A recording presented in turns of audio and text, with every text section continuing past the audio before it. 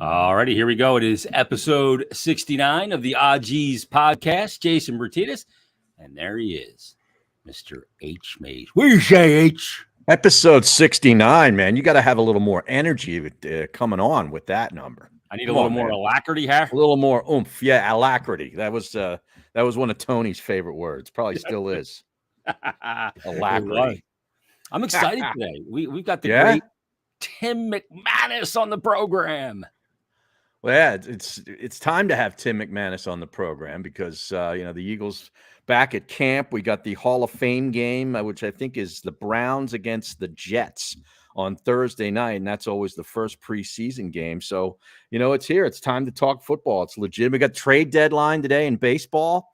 Right. A lot of people thinking that the Phillies are one, maybe two moves. They're looking at outfielders. They're looking at pitchers.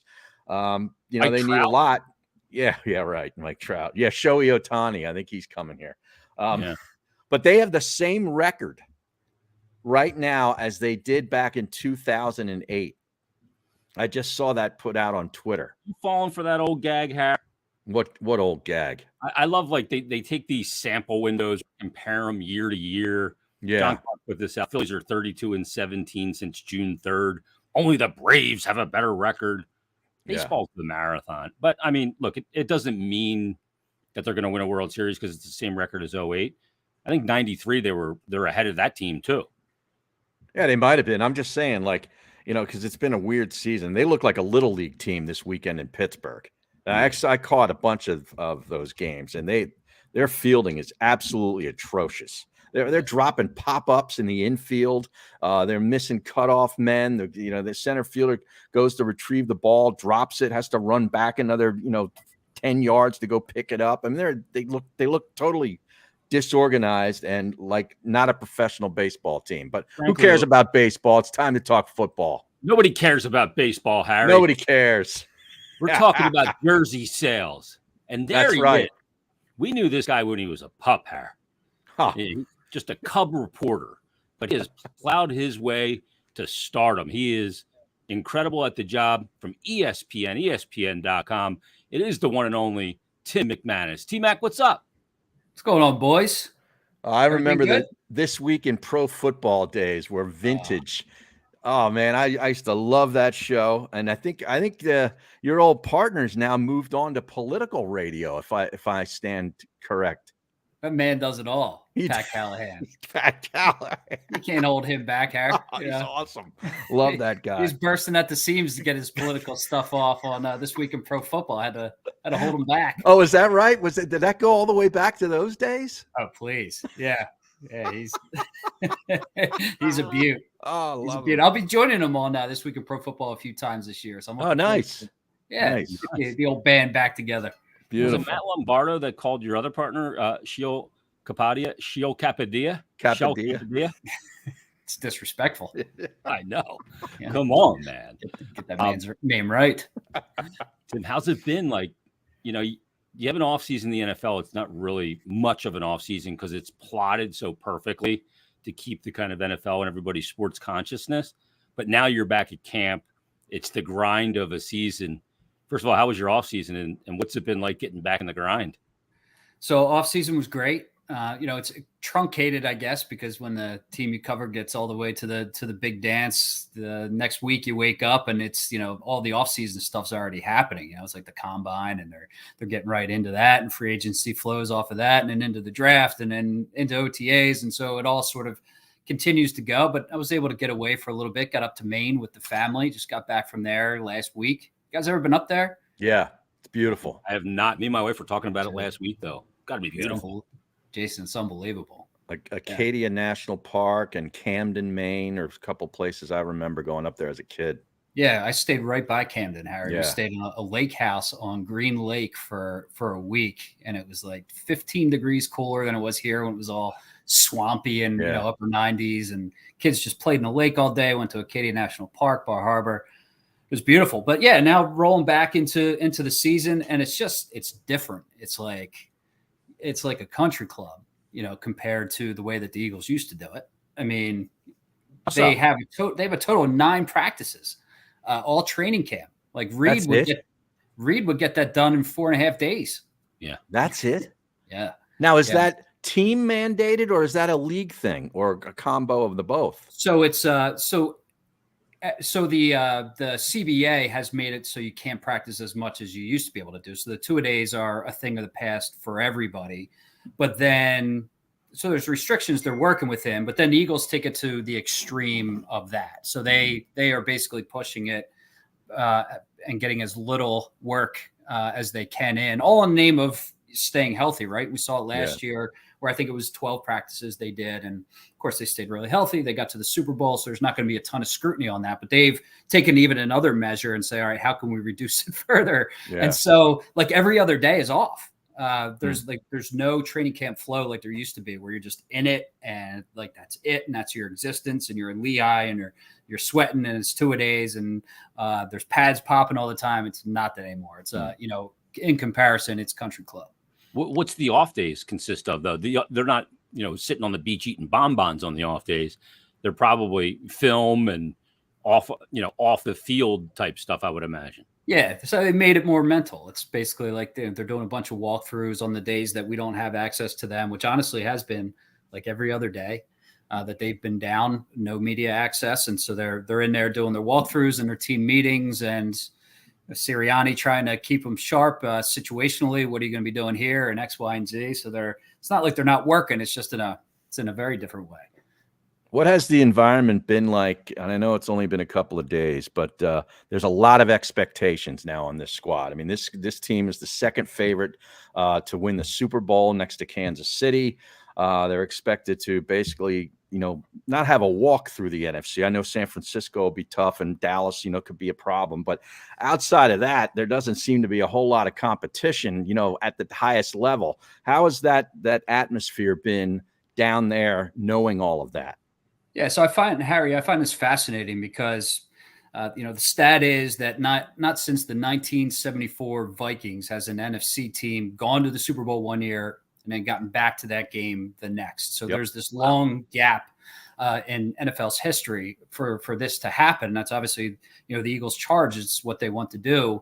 And so Sirianni has this kind of weird line to toe in my mind of making sure that the team doesn't forget about that. And obviously they, and use that as motivation without sort of dwelling on that. So he started off his offseason training program by having a team meeting, getting in front of everybody in that auditorium and having a big picture of all the players walking off of the field in Arizona with the Chiefs red and gold confetti falling on their heads as kind of like a tempo setter here. But also to remind them, like, just to get to that spot, requires every little step along the way. And so, it's a matter of keeping focus. And I would say that Sirianni has been pretty good. Like the first 2 days, he made it a point to really get on them when they started slipping in practice. There was like 5 offensive, defensive line, pre-snap infractions within 6 plays, like five penalties in 6 plays. And he took out his bullhorn,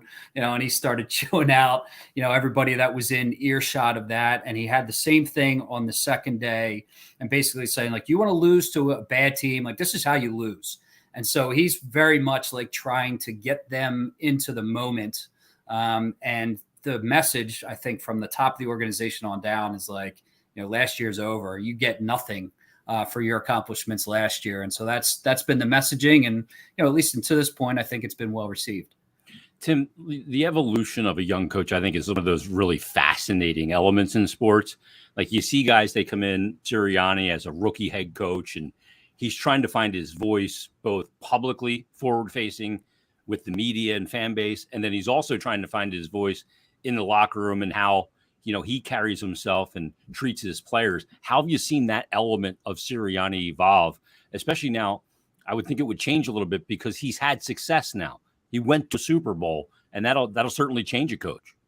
Yeah. I just feel like it's all a little bit more natural now. We know how, when he first got this gig, like how he sort of stumbled out of the gates publicly, and there's a lot of people questioning, like, who is this dude and why is he the head coach? And it didn't go very well for him or for the team early on.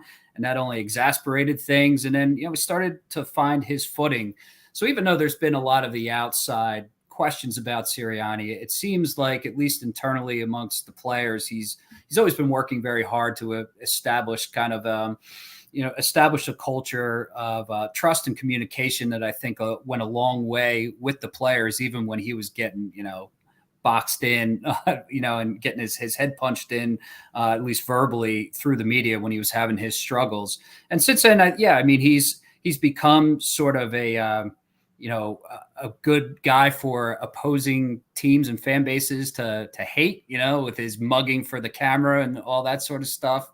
That doesn't, that aggravates other people. And I think has endeared himself to people in that locker room and people around Philadelphia, especially as they've started winning. And now it all Jason, just all feels kind of natural. Like he's the head man and everybody knows it. And you can see him finding a different player almost every day. During the course of practice today, it was like Devontae Smith, where he just goes over and he starts having a conversation with the guy. So he's always kind of building relationships in subtle and big ways. And but this is a big year. I mean, you can do it. You got to the dance, and now can you show that you can sustain that kind of success? I think that's his mission this year. Well, yeah, early on, there was a lot of question marks about Nick Sirianni. And then, they started to play the games. And then as they, either won or lost or even won, but didn't quite win the way the fan base thought they should have won, the coordinators got a lot of the flack. But now Steichen and Gannon are both gone as moved on. So what's your impression of the new guys, Johnson and Desai as offensive and defensive coordinators? Yeah, well, Brian Johnson, I think he could be a head coach like next year. Maybe. He was great on the Back in Black album too. Exactly right. Look, that's good AC/DC knowledge out of you. Every time I punch Brian Johnson's name into a Google search, I quickly am reminded, like, oh, right, he's not the most famous Brian Johnson that's out there. But he was kind of a hot commodity this off season. A lot of different teams were hoping that he would end up becoming their offensive coordinator. And just talking to some people who were involved in that process, the response from other teams was like, this guy's going to be a head coach very quickly. We know the relationship that he has with Hurts. It dates all the way back to when he was 4 years old. He's been kind of like a young star in every spot that he's had. He's credited with helping Dak Prescott become Dak Prescott. And Kyle Trask, like helping him to like really high heights in Florida. And then obviously look what he's done with Hurts. And now he takes over the entire offense. And one of the early things that we've heard is like he's spending a lot of time in the offensive line room, which is something that Jason Kelce really took a note of. And I think was encouraged by, where he wants to find out the intricacies of everything that's going on. So he has a good grasp of where the strength and weaknesses is on each particular play. And so, I don't think it's going to be a big transition going from Steichen to Brian Johnson. But, Sean Desai's got, I think, he's got a higher degree of difficulty because, he's coming in and they lost 5 of their 11 starters on the defensive side. So he's got to implement his scheme and also do it with, almost 50% turnover on the defensive side. And so the early indications, what we're getting is there's not going to be, I think, a big change in philosophy. They both come from Vic Fangio, so you can expect a lot of zone. I think you expect a lot of 2 safety looks, but he's got to put his own stamp on it, and he wants it to be an aggressive brand of football and a physical brand of football too. So it's going to be really interesting to see how that all comes together for him. Tim, Hassan Reddick, there's always a couple of ancillary storylines at camp, especially for a team that went to the Super Bowl. Guys want to get paid, the NFL contracts aren't guaranteed. You got to strike while the iron's hot, all of that. Reddick has been chirping that his contract, he's not getting paid enough. Is this going to become a distraction? How do they handle this? Yeah, so we talked about that with him today, actually. And I opened up the conversation about the finances, and he's basically saying, like, I just have to focus on me and the other stuff will take care of itself. And basically said, I believe it will, hinting maybe he thinks he'll get taken care of here. But there's no denying that his contract got, out of whack pretty quickly relative to the rest of the pass rushers when you consider how the market kind of jumped and how his production jumped. He was talking this afternoon about him wanting to get to 20 sacks. Like, that's his next goal. So he's got very high standards that he's trying to live up to. There weren't any indications based off the conversations that we had today that he was, super upset about it or that it was going to impact him and how he approaches his job. But I think it's something that the Eagles are going to have to look at and take care of. He's what now, like somewhere around 15 or 16 among his peers in average salary per year. That doesn't match with where he ranks in terms of production. And so I think it would behoove the front office to take care of him a little bit. Bump it up and just like a sign of goodwill that we appreciate where you are. We recognize that this contract does not match your production now. And so, here's some added money until we get to the next contract. I think that would be good for all parties. You talk about that defense and losing a couple of the starters. They made a couple of big draft picks over the last two drafts, in the first two rounds at defense, especially in the first round. Any of these guys jumping out at you, or do you think, like a Nakobe Dean, you're going to be able to step in at that middle linebacker spot this year? Yeah, great question. So Jordan Davis, I would say, is one guy that has jumped out to me. He has been working with the first team almost exclusively. Like you've been seeing him alongside Fletcher Cox. So it's kind of clear to me based on what we're seeing early here that they have high expectations for his role and what he can do. And even though he said he came in around the same weight, around 340, 345 pounds, he looks lighter on his feet. And a lot of the time, like you're trying to decipher what's real and what's not. And one way that I try to decipher that is when players or coaches say things that, isn't forced. They take it upon themselves to note their observations. And we heard that from Brandon Graham and some of the coaches about Jordan Davis, that he came in to this camp with not only better condition, but with a higher level of focus. And Graham attributed that in part to the fact he's got his Georgia boys with him. And so it seems like he's in a good place mentally. And then Nolan Smith will be another guy that I would say, given the environment, they just threw on pads for the first time. So it's hard to judge a lot of these guys. But Smith can fire off the edge. He's really fast. And there was a 3-play sequence the other day, Howard, that jumped out to me, where on the one play, he rips into the backfield and gets like a quote unquote sack. The next play, he has to guard Dallas Goedert out in the flat, shuts him down. And then the next one, it's Boston Scott, where he's going out like 15, 20 yards downfield, and Nolan Smith runs with him the entire way, stride for stride, and takes away that option. And it's like, oh, okay. So this guy has some versatility too. And then, today during one-on-ones, he put on a dip move on a guy that just made him look silly, and he got right to the quarterback. And so I would say those two guys have stood out to me early on. And Nakobe Dean, not as much. Haven't seen him flash a ton, but he's been in the center of that defense. And, especially his Georgia brethren believe that he is ready for that job. And, he better be, right? It's a big spot. Tim, speaking of big spots, none bigger in the NFL than the quarterback position. Jalen Hurts, I mean, when he was first drafted, a lot of people, myself included, really questioned it. But this is a guy that is just such an elite competitor and professional. What has the evolution of Jalen Hurts been like to kind of watch for you as you've gone through the way he's matured and found his voice? I mean, it's been amazing. So one guy that he's like his longtime quarterback trainer, Quincy Avery, I had that conversation with him last year. And he said that he's never seen an evolution like this from a quarterback to go from where he was, where it's like when some of these guys, like even Brian Johnson, when he saw him young, or Quincy Avery first got a hold of him, mechanically, it just didn't look right. It was a little bit wonky and those kind of things. Not everything lined up. And then flash forward to this camp as I'm watching him on the first day of camp, and the two words that came across when I was watching his delivery were effortless and accurate. And I was like, and I wrote that down, and then I thought about that as like, if you would have even told me last year that those were the two words that I'd be writing down to describe Jalen Hurts, that seemed far-fetched at the time. So he's taking these massive strides. And now he is in another year in Sirianni and now Johnson's offense. It looks like everything is on time.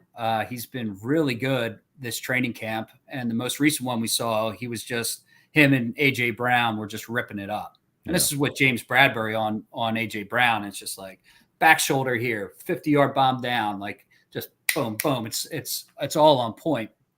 And so it's just there's not a whole lot of comparable history, to draw back on when you're looking at Hurts. Like a lot of times when a guy has accuracy problems coming out of college, it doesn't get fixed. Like you've heard that saying before, like you can't fix accuracy, but kind of is what it is. Apparently you can. Yeah. It's unbelievable. With a great work ethic, and we knew pretty early on that he had that. And, he checked all those intangible boxes very early on, and over the last season and a half, he's checking them off on the field as well.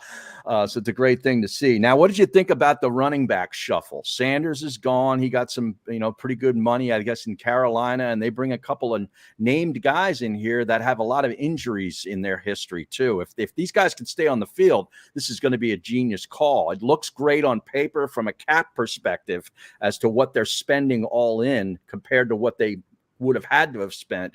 But what's the thought process here about all the injury history for some of these guys? Well, the one thing that stands out immediately is remember this time last year, Nick Sirianni couldn't make it known enough. He's like, Miles Sanders is my guy. Miles Sanders is number one. Miles Sanders is that dude.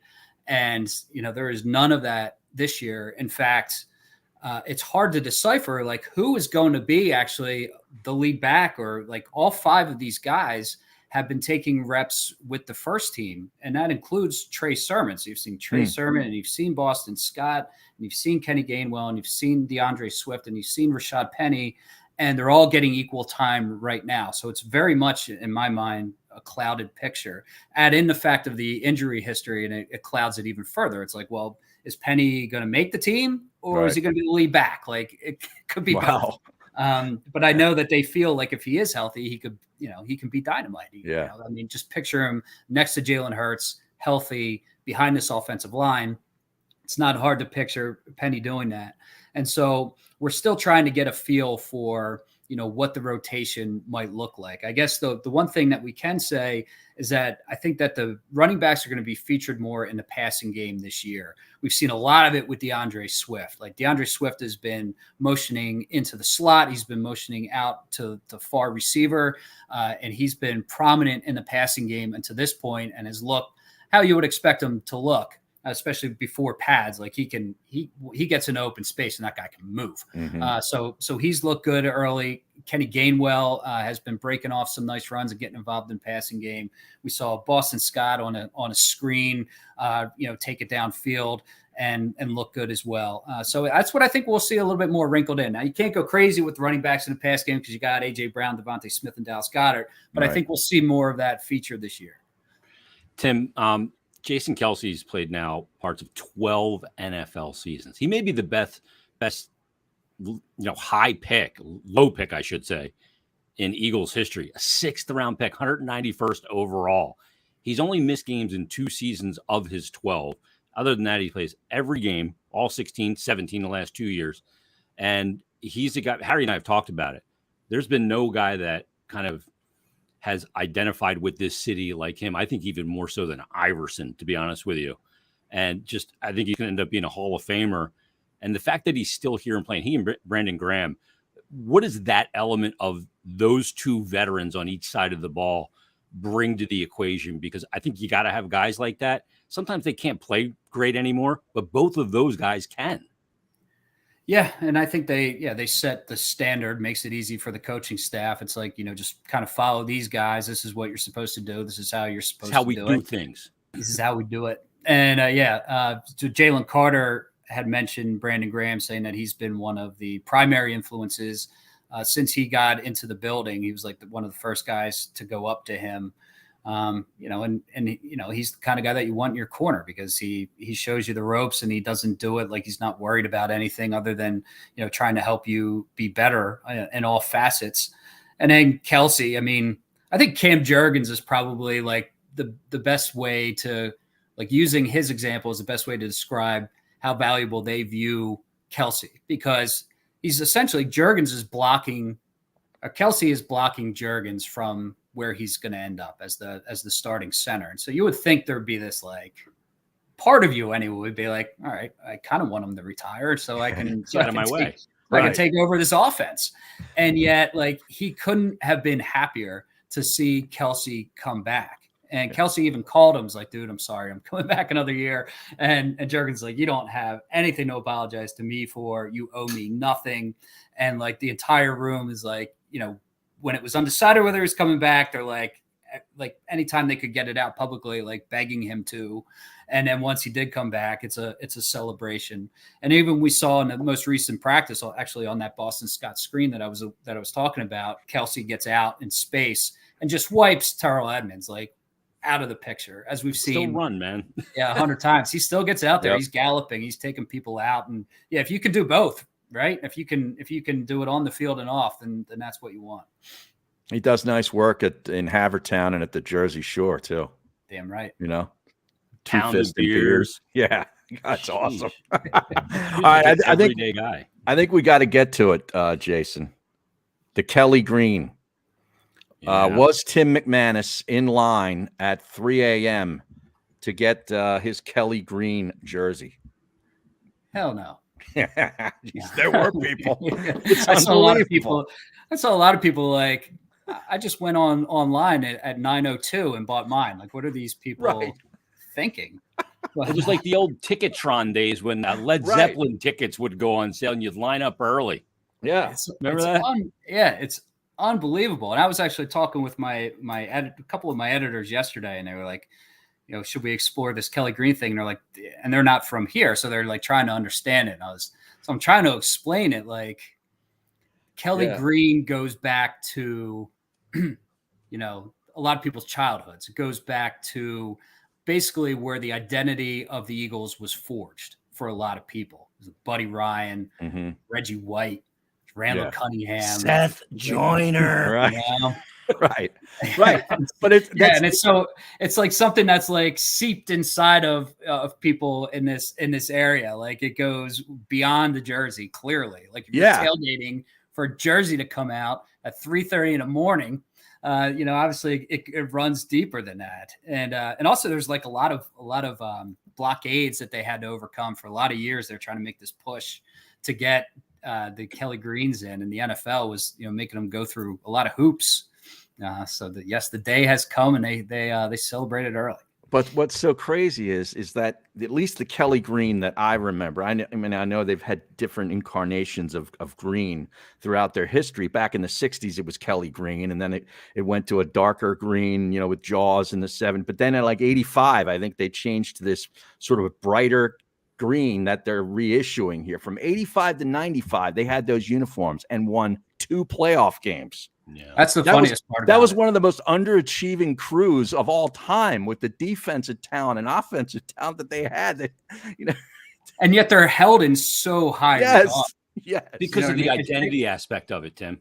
Just because they kicked everybody's ass. Yeah, physically. Like body bag game and all that shit. Yeah, it was the defense. You know, Buddy. You know, brash Buddy, and the guy who would punch people on the sidelines and didn't take any trash, and didn't shake Jimmy Johnson's hand. Talking trash to Jimmy Johnson. Yeah, he's gonna walk his fat ass over there. I mean, it matters in this town, though, doesn't it? Like, it does. Like Jonathan Gannon, his defense had 70 sacks, and the team got to the Super Bowl, and that guy will always be alienated from this town. And a lot of it's like the not only how it finished, clearly, but even before that, like, people never warmed up to him because of the style of play that he deployed. It never fit the fabric of the city. Yeah, it's crazy. I think part of the Buddy thing, and part of it too, is the NFL strike, and that Buddy supported the players the way he did in a union town. I think that's even part of it too. You know, fitting the identity of where you are geographically.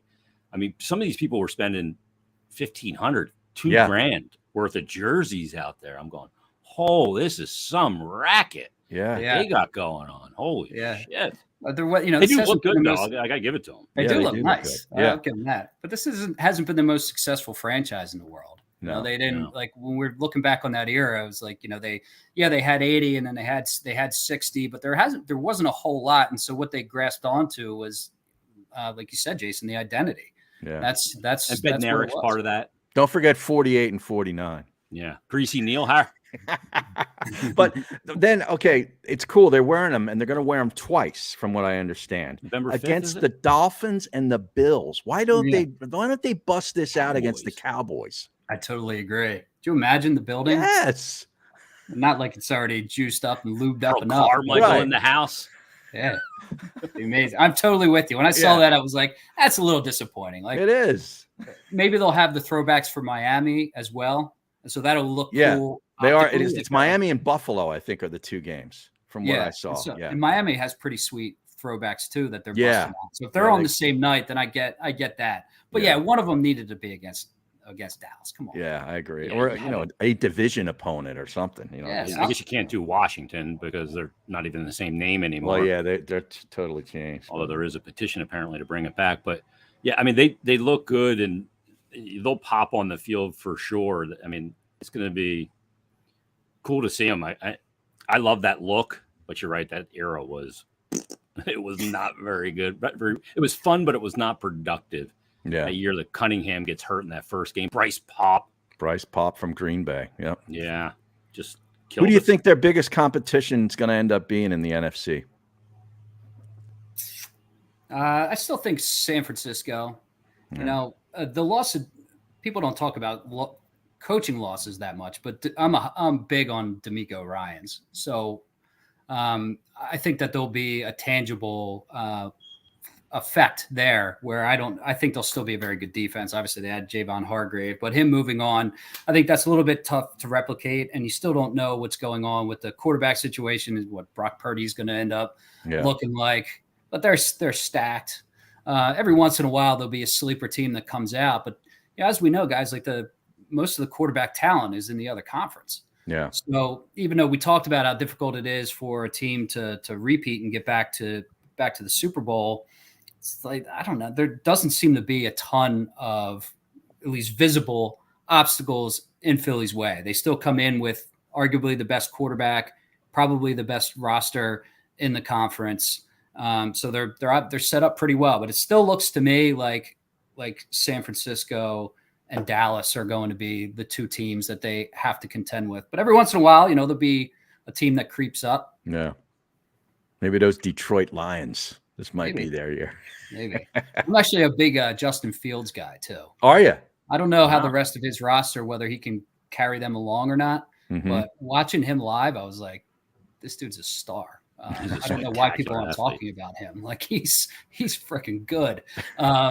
So that's one guy. I don't know why he gets slept on nationally, I feel like, but Justin Fields could be that guy that takes a leap like Hurts this year for me. Interesting. Wow. The division is just basically the Eagles and the Cowboys. And then, you look at it, Tim, last thing for you is NFC, if you've got that home field advantage, it'd be so great to have an NFC championship game with the 49ers coming across. All the bitching and complaining the players on the 49ers, the fan base has been doing, taking shots at Philly. Oh, we would have won had we not been on our fifth quarterback. Well, you were. And that game wasn't even particularly close, but that would be great theater, as they say.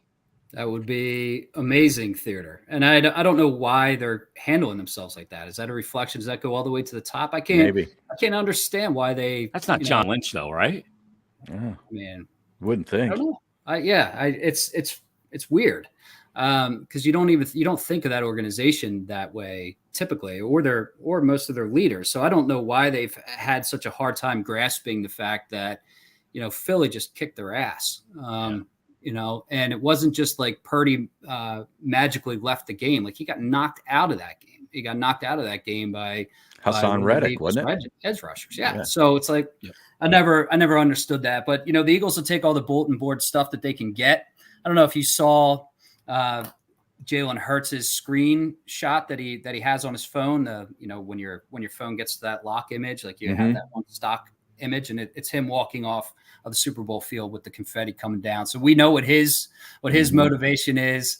He's always looking for something. Teams are always looking for something. And San Francisco week, you can bet there's plenty to draw from there. Nice. Wow. Do they have any of those? What do they call those practices where they practice against the other team for 3 days before they play them in a preseason game? They doing that this year? Yeah. So they got a couple before their before they're doing 2 of them here okay. in Philly, so we don't have to travel for those. Okay. Thank goodness. With who? Yeah. So we got I think it's Cleveland and Miami. Okay. Yeah. Yeah. So Only 3 there. preseason games again, though, right? Yeah, just the 3. Yeah. So all good, Awesome. man. Yeah, so Nice. the Browns and the Colts, excuse me. So those Okay. are Okay. this year. So we'll look forward to that. Well, this is Tim. great catching up with you, man. Yeah. Yeah, thanks boys, for good doing- to see I you. know I screwed Buckle it in. up, and I said Thursday. I meant today. I'm an idiot, and you pulled it off in quick order. And who was it? Was it Joey B? Says that you, me, and Har are all visiting the same lens crafters, apparently. Yeah. Maybe we can get a package deal. What do you think? I do need some new ones. Maybe Yeah. a sponsorship or something. Yeah, Get that some new would be good. frames. I could use them. Could I always use can't them. get different ones because all these logos for my Flyers shit has me with these are called horn-rimmed glasses. Mm-hmm. So they have to They're change nice. all the logos if I update. Some good looking specs out of you though. Wow. Yeah. Yeah, but every time I go back, the prescription gets stronger. Oh, I mean, I can't see a thing when I take them off. Yeah, No. I'm feeling that too now. Oh. I just started using like reading glasses over the last couple of years, and the guy's like, "Well, unfortunately, killing it's your eye." never going to get any better." I'm like, Nope. Thanks." Yeah. and those things make your eyes like get progressively worse in a lot of ways. Yeah. I was Totally doing that dig it. too. Yeah. Can't use them. Yeah, can't read now without them. So it's, Yeah. it's good times. Yeah. All right, Tim. 5 years ago, I could see through walls, man. I can't see shit anymore. Getting old, brother. It's all good. Well, it's good to be hey, with man. you guys. Yeah, thanks for doing this, Tim. Read Tim's stuff at ESPN.com. Follow him on Twitter at Tim. Is it _McManus? Tim_McManus. That's it. Awesome. Thanks, Beautiful. brother. Be well, man. All right, Best boys. to you and the See family. ya. Yeah. Well, the same to you guys. There he is, Har. Missed that Great. guy. Tim McManus. Yeah. Did a lot of great radio with that guy. Yeah. You know, He just he doesn't get caught up in all the emotion of it. no. You know, just factual, Yep. measured analysis. No and agenda. reporting. No Yep. agenda. You know, God yeah. damn, is he good? Yeah, he's great. We did some fun radio too back in the day. Yeah. I'll tell you. He produced that's for the- me and Bruno, and he Mhm. and I did, shows periodically, because there was a lot of fill-in stuff going on back then. And, we had a day where Tim was filling in, I think, for the week. And it was my day that I had Joe Namath on. And he and I put like a lot into that interview. That he gave us a half hour. Wow. Joe Namath. It was awesome because Tim's like an old school football geek like me. Like Yeah. he's younger than me, but he really invested himself in the history of the game and Yeah. all the details and the minutiae. He knew all of the stuff to talk about, and we had a ball talking to Joe Namath one day. Yeah. I imagine that's a good one. That is definitely T from the 203 says Tim is great. Maze at midnight with T Mac. Yeah, Wow. used to have him on. Yeah. I No, went this to isn't a Sacred Heart CYO. Yeah, it is actually a Sacred Heart CYO hat. It is. I was in their golf outing this year. Is that right? Yes. I want to get to this video you sent me it's on Instagram from Crossing Broad. Yeah. And this is a great video, by the way. I love that they're doing this. And this is who's doing the stuff here? It's his Pagan, isn't name? it? What is it? Pagan. Yeah, Pagan. Kyle. He's a Yeah. big fucking dude, man. Yeah, he's just roaming around with microphones, getting in Yeah. people's faces. But this video is great. This was the video that they put out on Instagram regarding the Eagles Kelly Green jerseys going on sale. Now, I want to play this real quick. I want to talk about it. So here it is. Dollars on jerseys today. Can you beat that? We're here early at Lincoln Financial Field because the Kelly Greens have dropped. People have been out here since 5 a.m. tailgating this for a jersey release. Just a fan base that's absolutely built different. Birds! What time did you get here? Birds! 3:20 this morning. You got a lot of energy for being up at 3:20 in the morning. Birds! People were asking, like, hey, why don't you just go on Fanatics? Why go to the pro shop? Plus, you can never get through in those things. You got to come in person and be the first one in line, like me. Go Birds! Sir, did you call off work for this? No comment. Dropped the kid off early today. Yeah. You know, teacher wasn't in the eye, just dropped her off. What are your favorite memories of Kelly Green? Wasn't alive. You guys know the Taylor Swift concert was last month, right? How cool are the Kelly Greens going to look in the Super Bowl this year?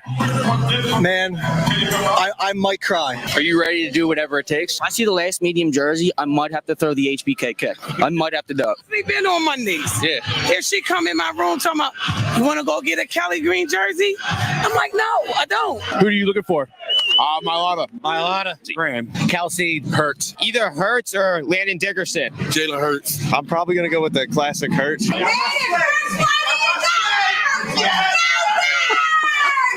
Contrary to popular belief, no shirts, no service don't apply on Jersey Reveal Day. Nah, not today. How many jerseys do we end up getting? I don't know. I spent $1,500. That's all I know. I love it. I love it. All right, there it is, Harry. $1,500 for that woman. How about that? Could you handle yourself with a broad like that? No. She, what are they, about 300 a piece? So she bought 5 jerseys. Yeah, sounds about Wow. right. They're probably about 300 a piece, I'd imagine. Yeah, for the authentic. Yeah. Because they got the sewn on letters, the sewn on, nameplate, the eagle patch, on the sleeve. I mean, it's Unbelievable. you can't. I don't think you can walk out of Fanatics with an authentic that's less than $300. No, That's I a don't real think you can do authentic, it. Yeah. Yeah. not the Bobo authentic. I give credit though, like Kyle Pagan and Crossy. Like those videos are great. That's a good video. Yeah. Now the Nice T, job. T from the 203 says the Nike game jersey is $130. $130. That's it. I'm not buying that. I don't think that's the jersey that woman was buying. He says, She spent $1,500. What'd she buy? Like 12 jerseys? yeah, seriously. He said that Nike limited is one limited edition. See, you got to Doesn't have the have any stitch stitch. numbers. Yeah. You Yeah. can't go with the iron-on shit. That's what I'm saying. You get this Silk stuff with screen. yeah. Yeah, I'm not into that. Real quick, let's send out some congratulations, Harry. Oh yeah, to our fearless leader, Yeah, Colin. Colin Yeah. spent all those years in Carolina with Matt Rule. Mhm. Matt Rule. But recently signed a deal with the Minnesota Vikings. Right. How about Yeah. Colin? About a They- week and a they half, needed a 2 tight weeks end. ago, just before camp, I saw that come across, and I sent him a text. And so he's going to be. I guess he's still going to do some of his podcasts when he gets some downtime. And according to Tim McManus, these guys have a little more downtime than I thought they did. He My might be God, doing a daily show at this point, huh? 9 practices? Are you serious? No wonder the games in September look like shit. Yeah. You know what I mean? They're essentially preseason games that count. It's become a war of attrition because you got 17 games. You got to stay healthy. Yeah. You can't take any extra hits, Yeah. But congrats to Colin. That's great. Yeah. I mean, this is a guy that wasn't sure he was going to have a pro career at all. Mhm. Transferred from Florida to Temple. Had injury issues. Yep. Yep. But he's a good dude. Mm-hmm. You know what I mean? And a good blocker and a great locker room guy. Yep. And I thought Temple should have used him in the passing game more often, especially in the red zone, because when he was given opportunities, he caught the football. Yeah. Yeah. Speaking of Temple, Harry, Yeah. I got to get your thoughts on the new Temple TU logo. I lost it on my screen. There it is. There it is. There it is. What do you think of that, Harry? Now, a buddy sent me a text with this, and then I went on Al Scoop and was reading some of the reviews and looked at some of the promo videos that I guess they put out on social media. I like it, except it's a little busy. Like, to me, I think that's a diamond. That's the shape of a diamond, and diamond is a big term at the university because the founder was acres of diamonds or something, was one of the famous sayings. So a diamond is historical for Temple University. So I like that they have that. And then the new owl, I like. Having the T so big and right jammed in there, I kind of think they could have done without. It's a little much, but I like it overall. If you're going to say yes or no, I'm going yes. The T doesn't match the owl per se. They've stayed with the T the way that it's always been. Yeah. But I didn't know that the history of the diamond when it came to Temple. To me, it looks like a shield. Like the Irish shields. And, Right. For your name and stuff. That's what it looks like. I like it. I think it looks good. I really do. I love the owl. I think the owl looks menacing. So I'm on board with it. Yeah, it's Russell Conwell. was the guy who wrote Not Tommy Conwell. No, Russell H. Conwell, and he wrote Acres of Diamonds, and he was one of the he was a Baptist minister way back in the day, and was the first president of Temple University. Okay. So that's where it comes. I think it looks good. I like it. By the way, Tommy Conwell, big listener to the pod. Yeah, well, he did a show along with a couple of other bands, because David Usikinen, who's back from Europe now, they're getting ready to go out on the American part of their tour, and his wife were at this thing. I think it might have been in Upper Marion, right near where we live. I didn't even know about it, or I would have been there. Yeah, July 28th. Okay, that's so you knew about it. Yeah, Tommy sent me a note saying he had concert under the Star Series. Well, you didn't send it to me. I should have sent that. That's bad work by me here. So, I think it was like right across the highway from where I live. Yeah, you should have been there. It's an outrage that you weren't. It really is. Come on the podcast now as a guest. Had I known about it, I would have been there. Yeah. Tommy's great. We're gonna get him on. We get to get him to play and the whole thing. Yeah. Speaking of music, I got this tweet here from Joey B. Mm-hmm. He says that tweet from me a few days back with the old days Dimebag picture. Mm-hmm. He said I look like a young Andre Agassi. Yeah, he's got a fair point, because I saw the tweet. Yeah. Yeah, you got the bald head, the nice bald head. And it was back when Agassi, after he had all that, rock and roll kind of hair, he shaved his head. Yeah. And he had he had a little, he had some facial hair. Yeah, well, he had the beard, but that was post flow. Yeah, post flow. But the eyebrows and the eyes, and the bald head, it looks a little Agassi-esque. I could see that. Okay. Yeah. I'll take it. Agassi shagged some heavy hitters. Yeah.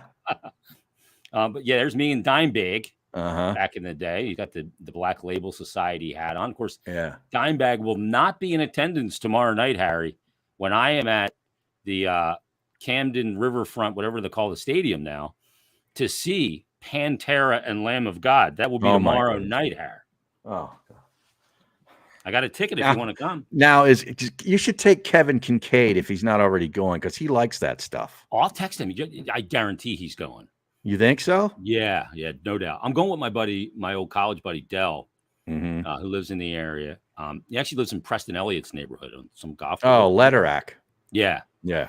So I'm going to go up there tomorrow afternoon. He's a guitar player as well. We're going to cause some destruction, a little pre-gaming, and then we're going to head over and catch Lamb of God, and then see Pantera at the Camden Riverfront. Well, you should text Kincaid, because I guarantee you he'd like to go to that show. Yeah, I got. He's into that. I didn't even. Totally forgot about the show. I got a couple of DMs. So did I. I forgot about it too. Yeah, I think they're playing Friday at Giant Stadium or whatever with Metallica. Oh, really? Yeah, I'm like, just gonna say that show. That had to be a big with a big name band. Yeah. So I'm looking. Verlander traded from the Mets back to the Astros. How about the Mets? They bring in all this pitching, and they had an over/under of 94.5 way back before the season started. And I was still working with Aton doing the gambling show, and I couldn't take the under fast enough on that. I put that out there way back in, I don't know, February, March, whenever the over/unders came out. They stink. Yeah, I knew this was going to blow up. Yeah, and Verlander's fantastic. Yeah, well, and Scherzer, they traded to the Rangers. Yeah. So. Didn't they talk about Verlander maybe coming here at one point? Was he rumored? I don't know. Everybody was getting all excited for his wife. Yeah, I don't know. Kate Upton. Yeah. Yeah. Wow. Yeah. All right. So we'll see what the Phillies haven't done anything yet. Yeah. No. Yeah. Well, maybe they'll end up with a bag of fudge. I mean, that wouldn't be all that bad, because the original Fudge Kitchen is the official sponsor of Not For Long Media and the Odgies podcast. You know, I'm a staple of the Jersey Shore. They got 6 locations: Cape May, Wildwood, Stone Harbor, and Ocean City. They make all of their fudge in the store, guaranteeing a delicious product. So stop by and let them know that N4L sent you. If you're not able to visit in person, that's not a problem, because they're going to ship it across the USA if you ask them. Be sure to check out their website, fudgekitchens.com, the original Fudge Kitchen, shipping fudge and sweet treats across the country. There you go. Check it out. Joey B goes, Harry's reaction to Pantera Lamb of God, phenomenal. That was the whole predicate of this podcast. Just like, jeez, Pantera and Lamb of God. Oh God, would you grow up? I know. Seriously. Yeah, I'm trying to figure out how to go into the show mentally, Harry, because two of the core members, obviously, of Pantera aren't going to be there. Dimebag was killed way back in the mid 2000s at the Al Rosa Villa nightclub in Columbus, Ohio. Mm-hmm. It was a shooting, right? Yeah. Yeah. First song, guy, when they were playing his Damage Plan, walked up and Nathan Gale killed him and several other people. And Vinnie Paul, his brother, the drummer, passed away in Vegas a couple of years ago. Not too long ago. Maybe like what, 2 years ago, maybe 2-3 years ago? It might have been like 3-4 years ago. Okay. Yeah. But they bring in Zach Wilde, who of course plays with Ozzy so often in Black Label Society. One of Dimebag's best friends, and probably the only man on the planet that can play those guitar parts, although a little bit different, but close, than Dime and Charlie Benanti from Anthrax playing the drums. I've watched a bunch of videos, including from Burgettstown the other night out in Pittsburgh, and they sounded great. They look great. Yeah. So I'm looking forward to it. Never thought I'd see some of these songs live again, like Slaughtered. You know? Wow. Yeah, looking forward to it. Full review coming up on the next OG's podcast. Actually. Oh, can't wait. Along with some listener reviews, because we're out of time to do them today. All right. Well, we had to go in depth with T-Mac. Yeah, he was great. Yeah. And I got to take a screaming piss. So. Oh, great. Time to wrap it up. That walnut-sized bladder has had enough. Yeah, I'm heading out to the driveway, Har. We'll give it a good rinsing. Why don't you just open up the window and just hang it out back? I don't have a window in the studio. Oh, no? Because I'm in the loft of my garage. Oh, that's right. You're in the loft. Yeah. See, I got windows back there. I could just open up the window and just go right out the window. Hang trowel. I took the screens out. Yeah. Take the screens out so you don't piss through the screen. Right. I'd go right through it. Yeah. Unbelievable.